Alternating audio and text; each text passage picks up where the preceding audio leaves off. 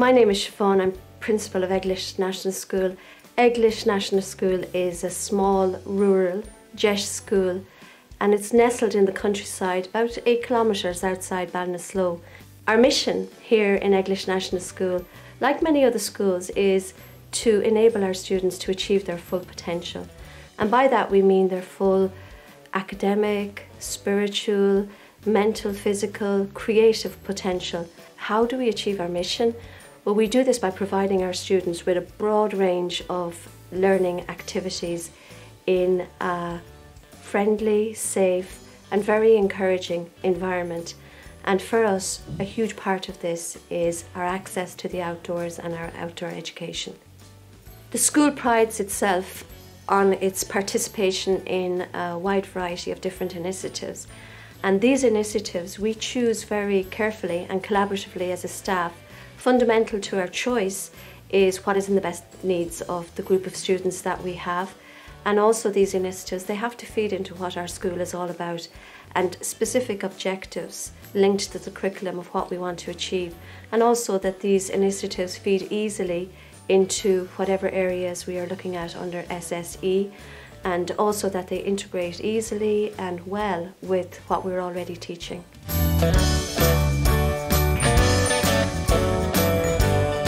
Very fortunate in 2017 to do my forest school training, and that gave me the inspiration and the skills to begin an outdoor programme here at Eglish National School. So when we talk about forest school, we mean a long-term series of outdoor activities delivered by a trained practitioner in the natural environment, and we do it no matter what the weather is. So it's really to develop a connection between the child and the natural world. The children put on their outdoor gear, their wellies, their waterproof jackets, their waterproof trousers. They do it out in the shelter. We teach the children how to prepare for working outdoors. We teach them how to predict the weather by looking at the clouds, and we teach them how to stay warm and dry.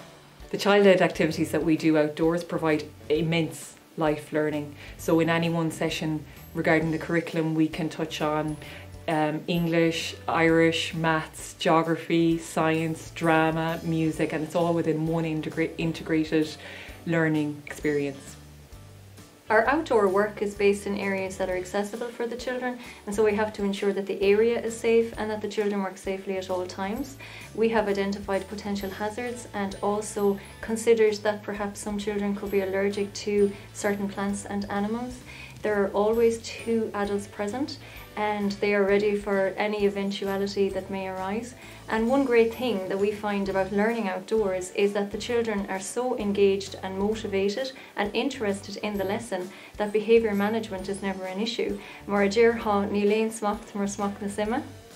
So the children gather together before activities at our grandfather tree, the sycamore tree. The focus for the teachers here is on the group's needs. Get something that has lots of nice sap in it, lovely. You fold it over. Oh yeah, good one. Fold it and bash it up. What do you do with your other hand? Make sure you're safe. Okay, and then what do we have? We have, when we have something on one side and something on the other side, it's the exact same. It's a print. It's a symmetrical. Well done. It's symmetrical. Okay.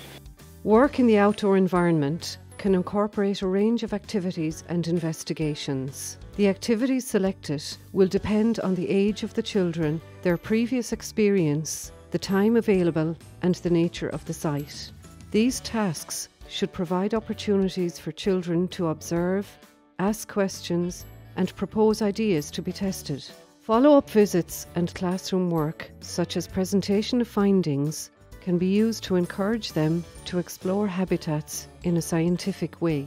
Within our school, oral language has been identified over the last number of years as an area for constant focus, for constant development and improvement. I noticed that there may be an opportunity to try to empower our students with the skills of public speaking, because I realised that while they had certain speech and language difficulties, they were fantastic performers. And also, given that we were a jesh school, I thought it was very important to be able to empower our students with skills that will that will lead to them being able to represent themselves and their own thoughts, their own ideas, their own learning in ways that will have been practiced at school. Around that time we decided to implement public speaking across the whole school, and it's a whole school process now where the students from junior infants to 6th class, they are involved in standing up on a regular basis to speak in front of their peers on a range of topics that are chosen from the curriculum, always starting like SPHE starts with themselves and then branching out into their environment, which again feeds into the whole scientific, and then out into the world at large. And looking at, exploring, investigating, analysing topics that they can speak on, and then we help them to put the vocabulary on that so that they can speak in a way that their peers, their teachers and other people will listen. Now these activities, public speaking doesn't traditionally have to be just confined to the four walls of a classroom. In fact, the students are quite capable of doing it outside. As you will have seen, we have little settings outside where students can sit down and listen to one another.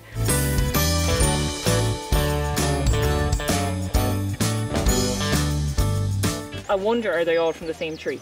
Is this one all from the same tree? Yeah, we'll know look, when we find out. I Okay, know so it, let's go and count. You think the bark is the same? Yeah. Yeah, it looks similar. Yeah, maybe. Okay, so what we're going to do is we're going to start counting. So off you go. One. Okay, you like that one? Okay, this is an ivy, isn't it? And this is a really kind of a light green. That one. That's from the hawthorn tree, isn't it? Yeah.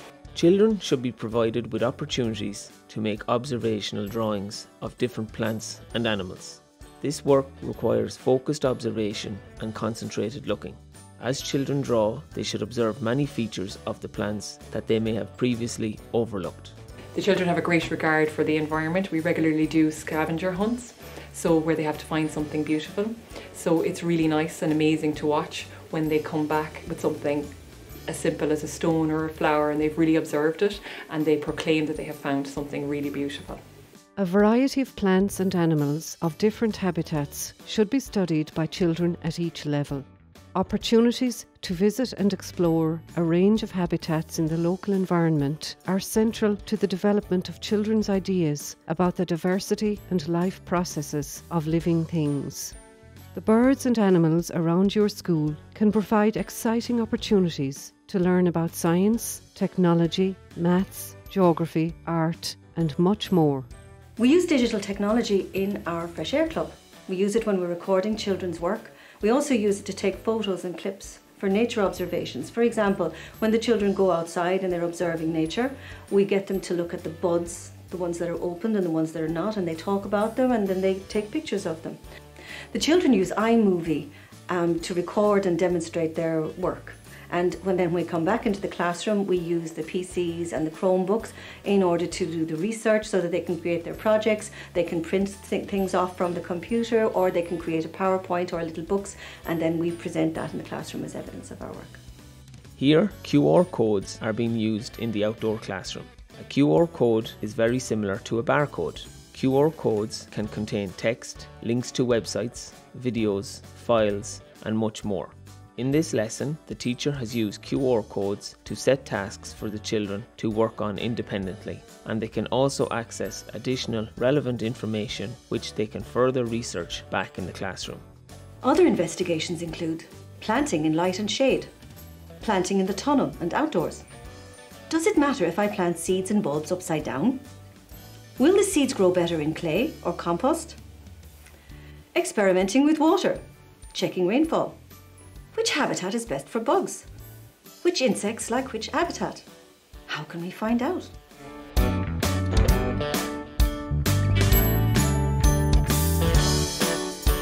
How do the birds land on the bird feeder? Which birds like which feeder?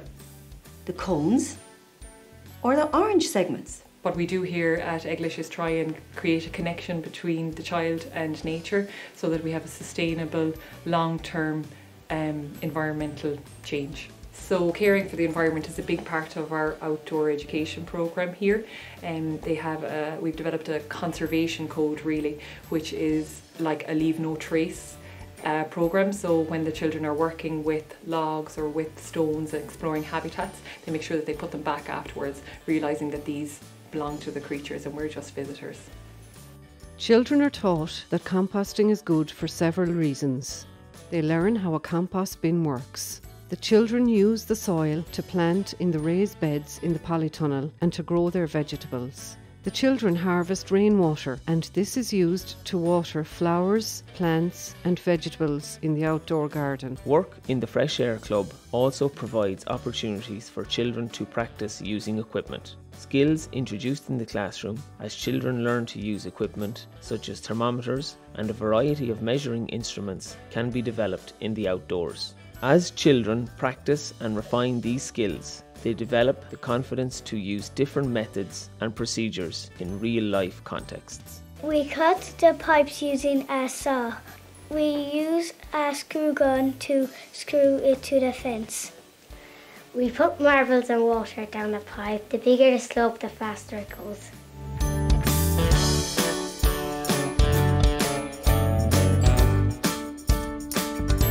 Firstly, we explored our sensory garden and what we wanted. We made a long wish list. We decided we wanted a mud kitchen. We used Fresh Air Club to develop the skills of designing and making, and one great example was when the children made their own outdoor kitchen from recycled timber pallets. They had to explore, plan, make, and then evaluate the finished kitchen, and they also learned how to use tools safely and responsibly. We drew a plan of the kitchen we would like, the tools and the materials we would need.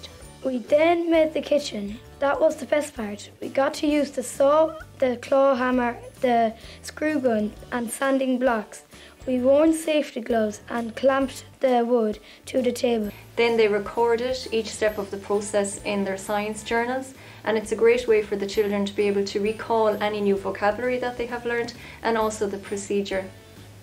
Playing at the mud kitchen helps children connect and interact with the natural world around them. As children play with mud, they develop a knowledge of and appreciation for their natural world. This is Ashter in action in an outdoor setting, using materials that stimulates children's creativity and imagination.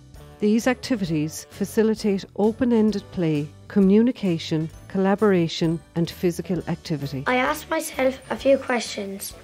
Do I need water to make a mud cake? How much water? Where will I collect the water? Will I use hot or cold water? I wonder. There's something special about the hands-on experience of creating and growing a herb garden. Here, the children have designed and made a simple herb box from a wooden pallet.